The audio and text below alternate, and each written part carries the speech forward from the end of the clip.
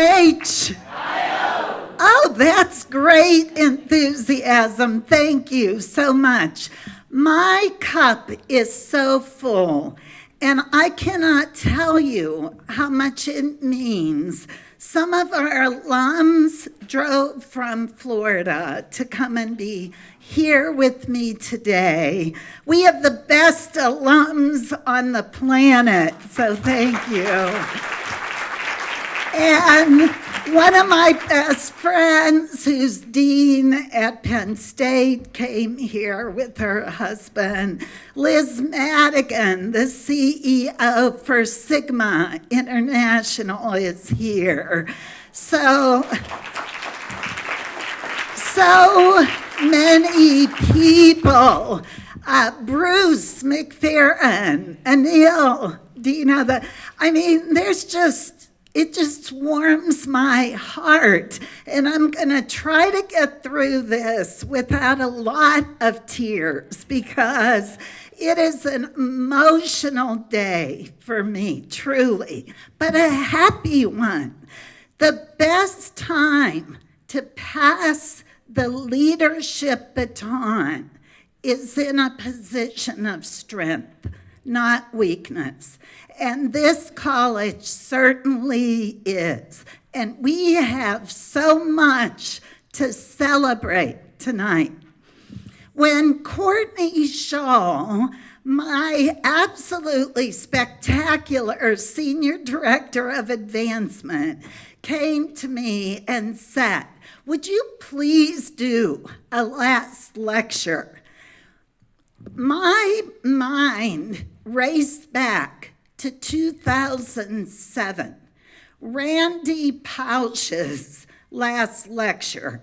And I got very emotional. And I'm like, I'm not dying. I am still going to be at the university in my wellness role full time, which I'm really excited about. And I said to Courtney, but this isn't going to be my last lecture by far. And she said, well, it is as dean, so would you please do this? And I said, okay, I will do that. So I am going to go through some quick data, because you all know, those of you who know me well, I've long had a philosophy: in God we trust, but everybody else better bring data to the table. And I've really lived by that. And now our faculty have that in their DNA. But John and I'm so grateful to my husband, John,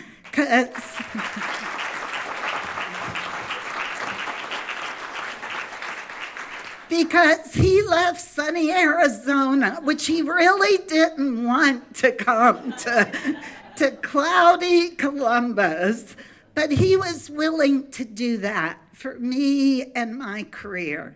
So I'm very blessed, and I want to really thank and acknowledge John and my girls, our three beautiful daughters, because it was a bit character building to have me as a mom growing up. And two of them are tuning in live right now. But it's been a fabulous ride. This is Brenda Buffington, our wonderful faculty who's part of my university-wide wellness team. And I am known for doing crazy things like this. And Bruce McFerrin, our former provost, said to me tonight, well, are you going to make us dance or do something? I said, maybe. So we'll have to wait and see. We have dreamed, discovered, and delivered such a bright future for this college over the past 12 years. The college was struggling, to be honest with you. when I got here 12 years ago. The rankings had slipped. Research funding had slipped. Gordon Gee and Joe Aludo, who did a great job of recruiting me here and allowing me to fulfill my dream of not only being dean of this wonderful College of Nursing, but also I pitched a dream to them. And I said, I'm not going to come unless you also appoint me as the first chief wellness officer at a university in the country. And those of you who know Gordon Gee, Gordon calls me and actually says, Bern Melnyk, what the Sam Hill is a chief wellness officer, and what would you do if you came to Ohio State in that role? But they took a chance on me by appointing me in that position. We started a fabulous movement throughout this country. I'm now one of 55 CWOs. Michigan was calling me recently because they're hiring a CWO, as well as my old alum school, the University of Rochester. So dreams do come true, but you got to see them before other people see them, and you've got to be able to risk take and persist through the character builders. It's what I call those challenging times until they come to fruition. We have instilled this 3D philosophy in all of our students. Before they graduate, I tell them, you're not getting your diploma unless you write down in the next 5 to 10 years, what are you going to do if you know you cannot fail? You cannot believe the dreams that I have collected over the years.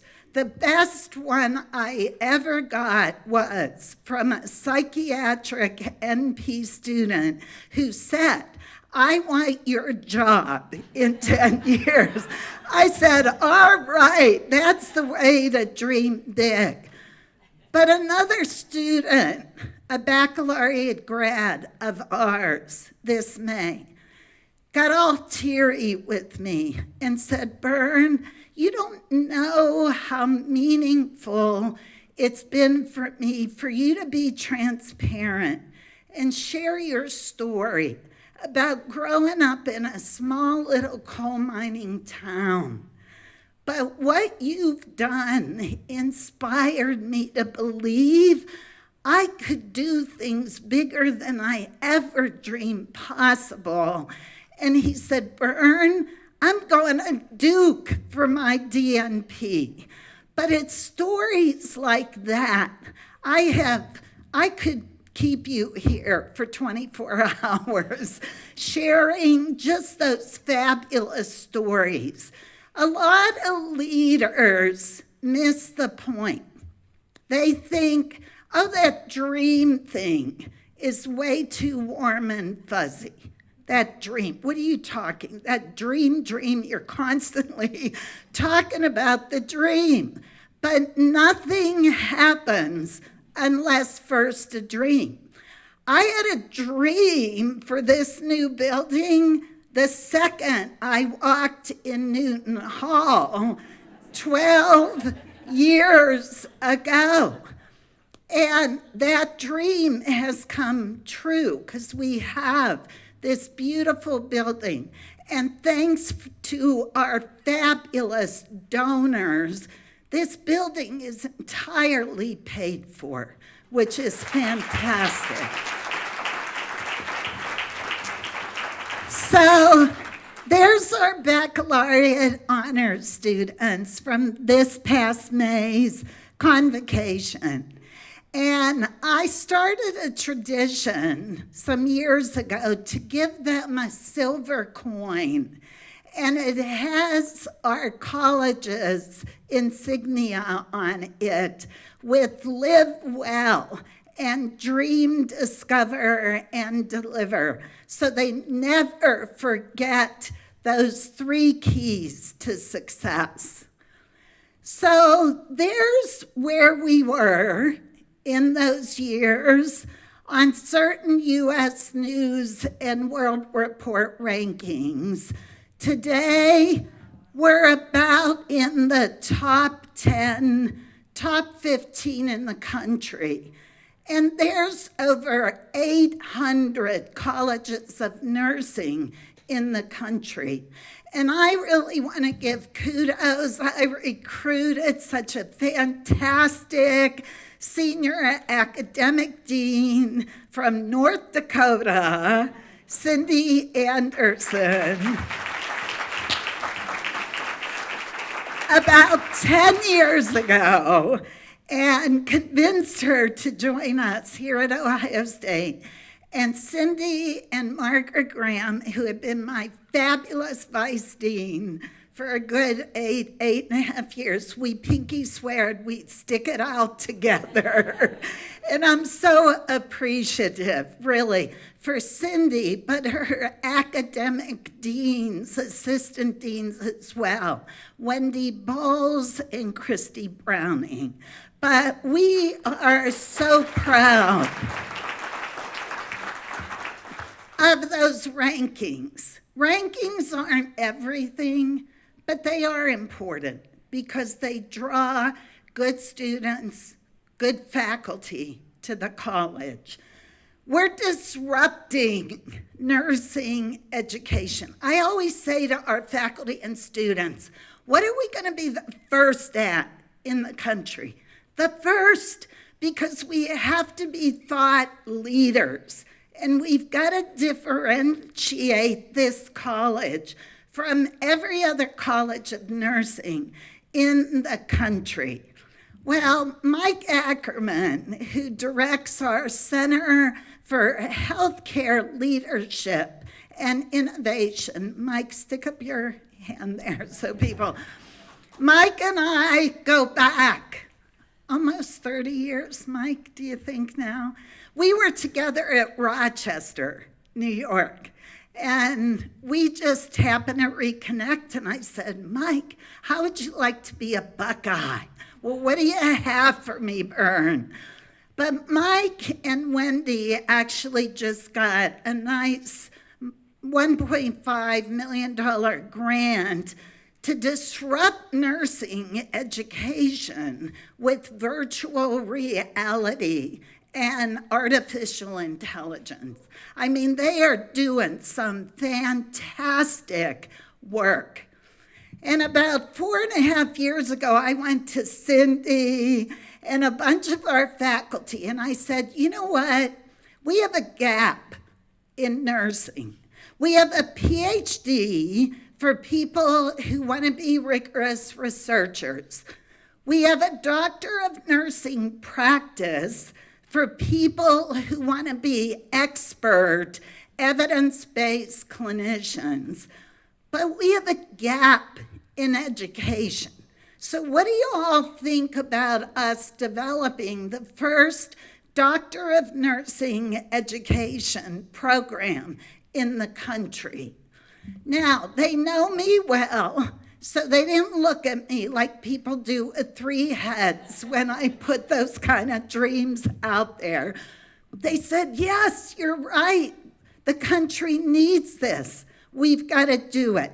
So in January, we launched the first Doctor of Nursing education program in the entire country. And I've had other deans contact me and say, I wish I would have thought of that first. But I think you're going to see more DNE programs popping up into the future because there's such a need for it. I'm really committed to our leaders mentoring our faculty to go on and achieve and be recognized for the fabulous work that they're doing. So we have 32 active fellows of the American Academy of Nursing now, and we have nearly 100 faculty who have received and been recognized nationally for fellowships, esteemed ones. That's really great because part of my biggest job is developing our students, faculty, and staff to go on and do great things and have great impact. So there we were at 46 in NIH funding. When I got here in 2011, I had an associate dean for research and one support staff. That was all the infrastructure we had here in the college. I'm an active researcher still to this day, and I'm like, we gotta build research back in this college. I was blessed to recruit Dr. Mary Beth Happ from my alum school, the University of Pittsburgh. They weren't happy with me. But Mary Beth joined us several years ago, and her and Susie Breitenstein, who's her assistant dean for research, have done a tremendous job with our support staff to get us into the top 10 in NIH funding for public colleges of nursing. In the next couple of years, I predict we will be in the top 10. We have the best alums in the country, and I mean that from the bottom of my heart. It's been such a blessing to work with the Alumni Society. They are so dedicated, so committed to Buckeye Nation and this college. This is how much our college has grown. So we have doubled enrollment. In 2011, we had about 230 graduate students. And I said to the faculty, we should be having as many grad students as undergrad students. We've got to grow our graduate and doctoral programs. Now they're about equal in numbers of students. And we have nearly, as you can see here, we have tripled the number of our faculty and our staff. Well, what's really exciting, that's a case study in itself, is our budget was a little less than $13 million in 2011. Last year, we almost have quadrupled our college's budget.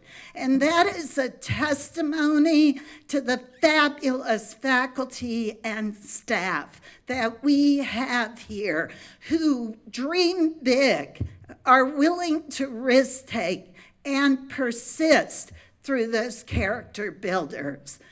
Now, some deans, like Anil probably in the College of Business, can look at this slide and say, that's not so much money to bring in.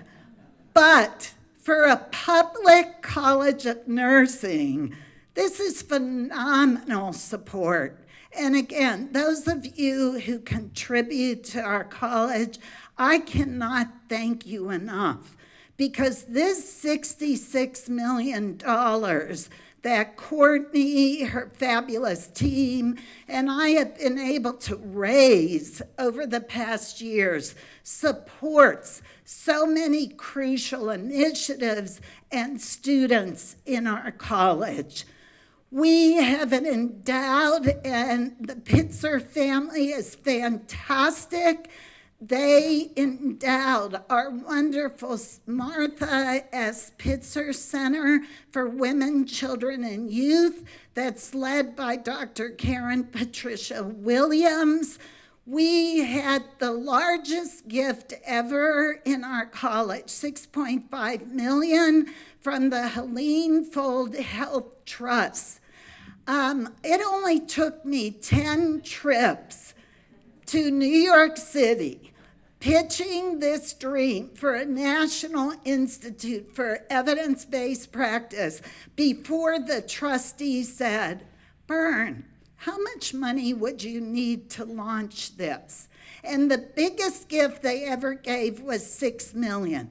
Because I'm a competitive Buckeye, I said $6.5 million. And they said, I think we can do it. And we got that gift. That Fold Institute is rocking and rolling. We work with hospitals and healthcare systems, including the National VA, on how to improve quality and safety of care through evidence-based practice. We exceeded our capital funding for this building, which is awesome. To have a building that is totally paid for is fantastic. We raised $16 million to support more than 1,500 students. And I really want to call out Kitty Kisker, who was just such a leader in spearheading an effort on student scholarship. We have established 3 new endowed professorships and planned. We have a chair, we have 2 more professorships coming, and $2 million endowment for our PhD students. We surpassed both of our campaign goals, which is great. If you see the new magazine, please pick it up, because it has a timeline of all the fabulous milestones that we have accomplished. Our College of Nursing knows how to celebrate. We really do. And we're going to do that tonight.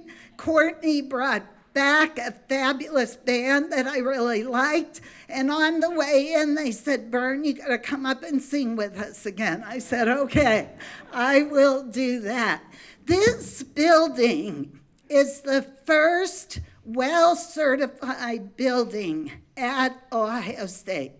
I don't think the university should build any more buildings unless they are well-certified to support the health and well-being of the people inside. We have 5 fabulous centers in this college. The Martha S. Pitzer Center for Women, Children, and Youth, the Center for Healthy Aging, Self-Management, and Complex Care, led by Dr. Karen Rose, who is now my vice dean to be our next dean, which I'm very excited about. The Center for Healthcare Innovation and Leadership, led by Mike Ackerman. The Center for Wellbeing and Prevention, led by our wonderful Associate Dean for Health Promotion and Wellbeing, Dr. Sharon Tucker, and our Helene Fold Health Trust National Institute for Evidence-Based Practice. The Institute, and Jackie Hoying leads a community core in that. Cindy Zelafro leads an academic core in that. Lynn Gallagher Ford leads a clinical core in that. Sharon Tucker leads an implementation science core in that. Since 2012, we have done 150 5-day immersions for hospitals and healthcare centers, for universities. all across the globe.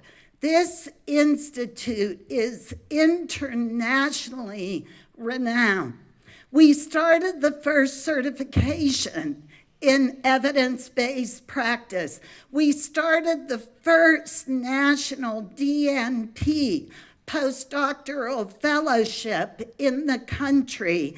And we just launched a new designation, which is going to award people, healthcare systems, for their work in evidence-based practice and health outcomes. Our first to receive the award was actually Memorial Sloan Kettering out of New York City. We worked with them for 4 years, but our own James is receiving gold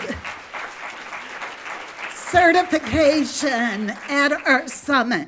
We have a national summit coming up next week, Wednesday, Thursday, Friday. It's not too late to register if you want to come. But these national summits have so brought great visibility to our college and university. Well, when I got here, I found a kindred spirit in Dr. Margaret Graham. And Margaret and I so shared a passion for wanting to start a nurse practitioner-led clinic. Like when I was interviewing here, I asked people, how many clinics does the college run? They're like, what are you talking about? Nurse practitioner-led clinics. They said, we've never run one. I said, in 100 years, we've never run one. We've got to run one. So Margaret and I trounced all around Columbus, looking for a place to put our first NP-led, interprofessional, team-based clinic. We saw a grant opportunity come out from HRSA. I said, Margaret, we got to write this grant. It'll give us the money to start the clinic. She said, Bern, it's due in 2 weeks. I said, we can do it. So we wrote that grant. It got funded. Now that clinic is a federally qualified health center, which was another dream of ours because it allowed our clinic to move from the red to the black. And I really want to give credit, so much credit to Margaret because she was our first CEO of that clinic, and now to Dr. Candy Reinhardt and her team, because they're doing a fabulous job. And we just expanded the FQHC to St. Vincent's, which is awesome. We're the only college in the country to be awarded 2 national innovation grants back to back from the American Association of Colleges of Nursing. One for our telehealth wellness hub and wellness support program that was led by Dr. Ellis Teal. We paired frontline nurses during the COVID-19 pandemic with frontline nurses throughout the country to help their health and well-being. And then Dr. Kate Golick and I, several years ago, we launched a Million Hearts Fellowship program that has now screened over 100,000 people across the country for cardiovascular risk. So we were the 4th university-wide medical center institution to get this award by the Centers for Disease Control because of what we've done to improve cardiovascular health. And this is one of our such wonderful highlights. I said to Laurel Van Drom, who's worked with me now for 16 years, Laurel, I want to do a halftime football game focused on heart health. She doesn't even question me anymore. She's like, okay, Bern, we'll do that. But we partnered with the National Forum for Heart Disease and Stroke Prevention, and mayors throughout the state of Ohio to do this important cardiovascular work. And it was a highlight. You can't see us, but this is Laurel and me and some mayors throughout Ohio. And you think they got the biggest Christmas gift in the whole wide world, to be in the shoe with the band for a show. It was awesome. During COVID-19, we brainstormed, how can we help more?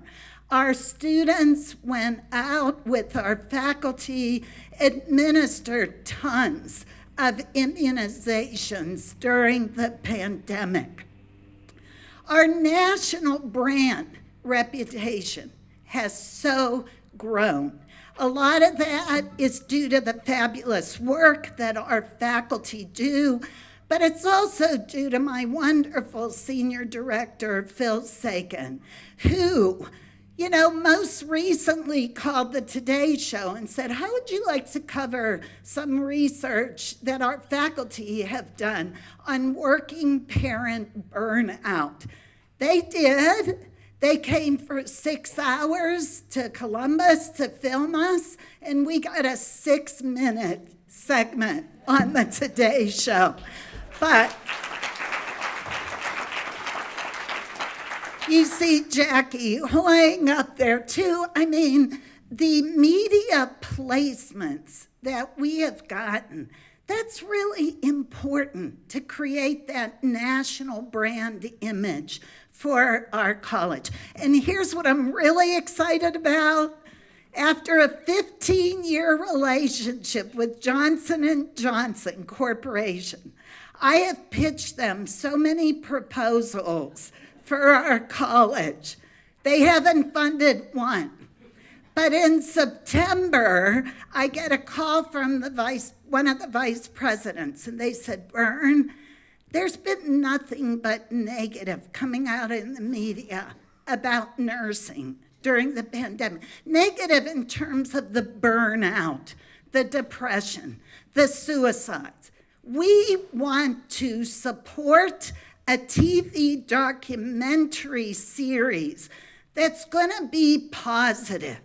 The making of a nurse, the impact that nurses make in the world. We want to do it with the most innovative college of nursing in the country. We have narrowed it down to you at Ohio State or the University of Pennsylvania. And I said, you don't want to go to Penn? You want to come to the Midwest, the heart of America.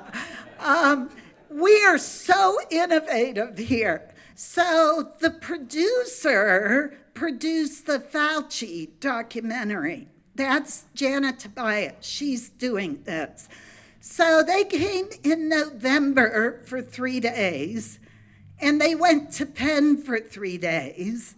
And then in early February, I got the news they chose us. So we will be featured in this wonderful documentary TV series. They're going to film all of next year because they want to follow people for an entire year. But that's going to bring such visibility to our college and to the university. Wellness, of course, with my joint role as Chief Wellness Officer, is in our DNA. Any faculty will tell you that, any student will tell you that. We, along with the colleges of medicine, vet med, optometry, all the 7 health sciences colleges have held national summits We'll hold our next one next fall. Brings great visibility to the university. We do Wellness on Wheels tours, where we take interprofessional students out all across the state of Ohio. We do screenings, we educate, we refer. We get so many children help that wouldn't get it otherwise. And just recently, this was a dream of Karen Rose's and Mary Beth Happ's. We just partnered with the Ohio Department of Aging, got a large grant to establish a statewide caregiver center for dementia care here in Ohio. So that was a quick peek at the past. And now I'm going to give you, in the last 15 minutes, what my vision is for the future and where we're going. We've got to continue to be the thought leader for the profession of nursing. We've got to see things before other people see them, and we've got to execute. That has got to happen. We have got to continue to be problem solvers, and we do that. What are some of our biggest challenges coming up in our profession? We are in a crisis point for the nursing shortage, with retirements, with new grads within 2 years, up to a 65% turnover rate. It is a very critical crisis, urgent situation. So we got to do two things. We have to prepare more people for the bedside. So Wendy Bowles is leading our effort to launch next year an 18-month accelerated bachelor's program for people who have degrees in other areas, which is great. The medical center has partnered with us to launch that. The other big challenge is this one: burnout, depression, and suicide. So in 2017, the National Academy of Medicine said, we are in crisis with burnout and suicide. We've got to do something about it. And I was so blessed and delighted because I was one of 60 leaders in the country appointed to serve on this action collaborative. And we are still working furiously on evidence-based solutions. Jackie, Sharon, I, and Judy Davis from California just got a $1.5 million grant from the American Foundation for Suicide Prevention to digitalize our CBT-based program and bring it to any nurse throughout the country. And I want to mention Andrea Cooper because she's my wonderful study coordinator, but that is awesome, needed funding and work. Faculty shortage. We are in critical crisis situation there too, but I'm happy to say not at our college. People want to come here. They want to work with us. They see the innovation. They see the wellness culture that has been built here.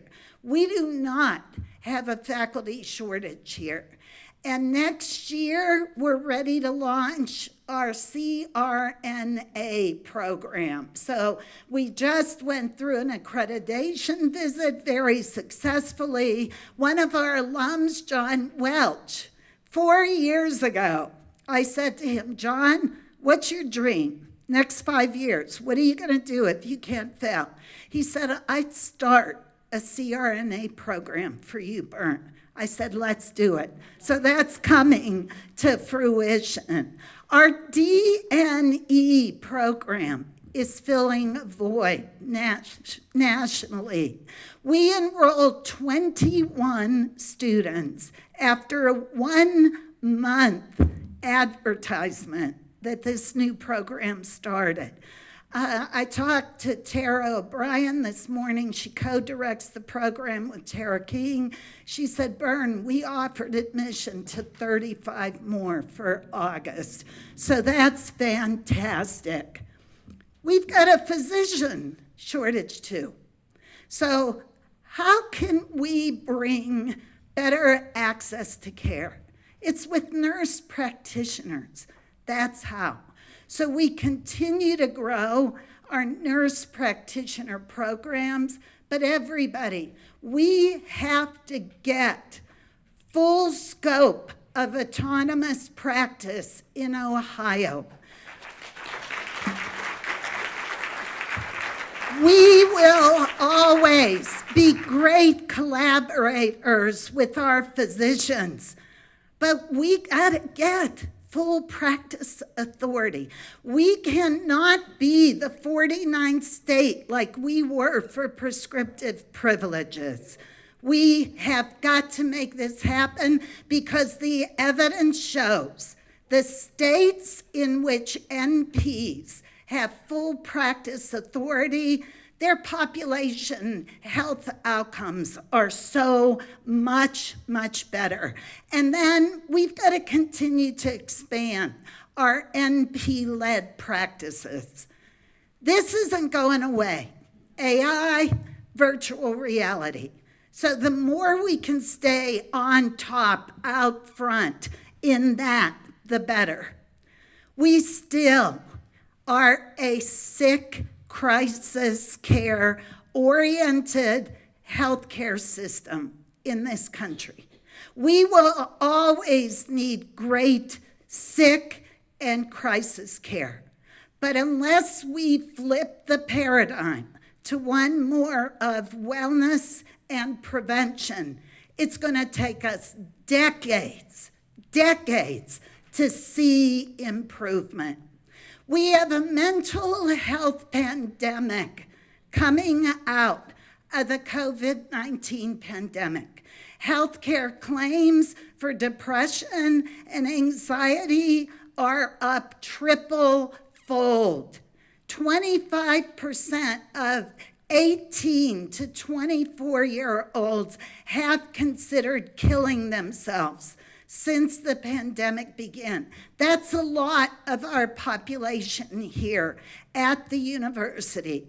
Our college is implementing so many wonderful evidence-based programs for our students within the college, across the university to address that. Our new Center for Well-Being and Prevention is going to be so key in this whole movement. So by the end of June, you're going to be able to see the new Center for Wellness and Prevention as you walk in this building. There will be a full-size gym in there. We will have health and wellness coaches in there. We are going to continue to bang the drum for wellness and prevention. We need to continue ramping up our research, but research that really makes a difference and impact. It still takes 15 years to translate findings from research into clinical practice to improve care. We've got to change that paradigm too, because the gap between what we know and what we do is absolutely lethal. So revenue generation, we've got to continue to be entrepreneurial. We've got to continue to focus on advancement, because those dollars bring us needed funding to launch all these innovative initiatives and to fund students who might not be able to fund themselves entirely. We have a framework called Live Well that differentiates our college from others throughout the country. Every student, whether they're bachelor's, master's, doctoral, gets these very important skills built into their program: how to lead, how to innovate, how to dream big, vision, how to execute, because vision plus execution leads to outcomes, how to be wellness focused for themselves and their patients, evidence-based, that's in our DNA, lifelong learners, and then lights for the world, making an impact local to global. So I want to finish by giving a big dose of vitamin G for gratitude to my fabulous executive team. So many of these people have been with me for years. And I also want to give a shout out to Mary Nash, who was our fabulous chief nurse executive formerly, who introduced me to my wonderful senior fiscal officer and executive director of entrepreneurial initiatives, Mary Nash, who co-founded Buckeye Paws. So I'm so fortunate to have Mary and Shiloh in the Dean Suite. We have 32 pet therapy dogs now that transcend the university. I also want to give a shout out to Laurel Van Drom. I hired Laurel when I was dean at Arizona State in like my first month. People say, you're telling us not accurate information. You're telling us you know if you want to hire somebody in the first 5 to 10 minutes.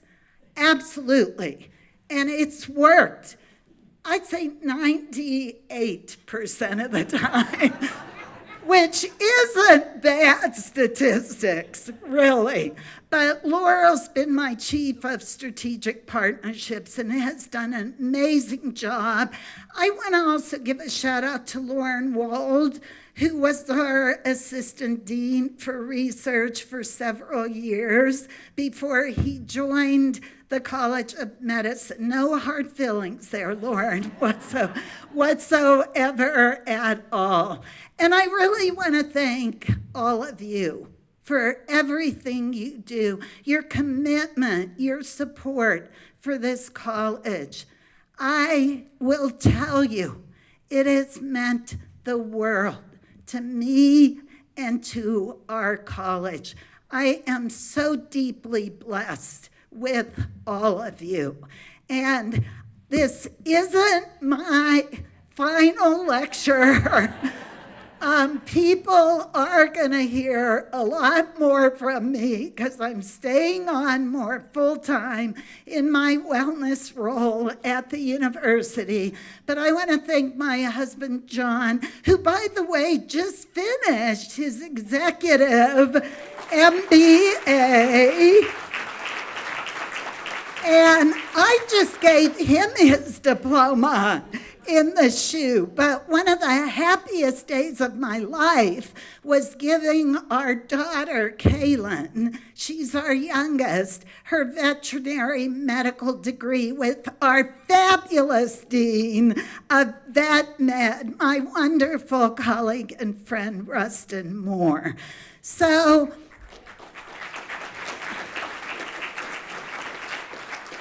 you give up a lot to be a leader. You really do. You give up a lot of your personal life to be a leader. But I can't tell you, the journey, I don't regret it one iota.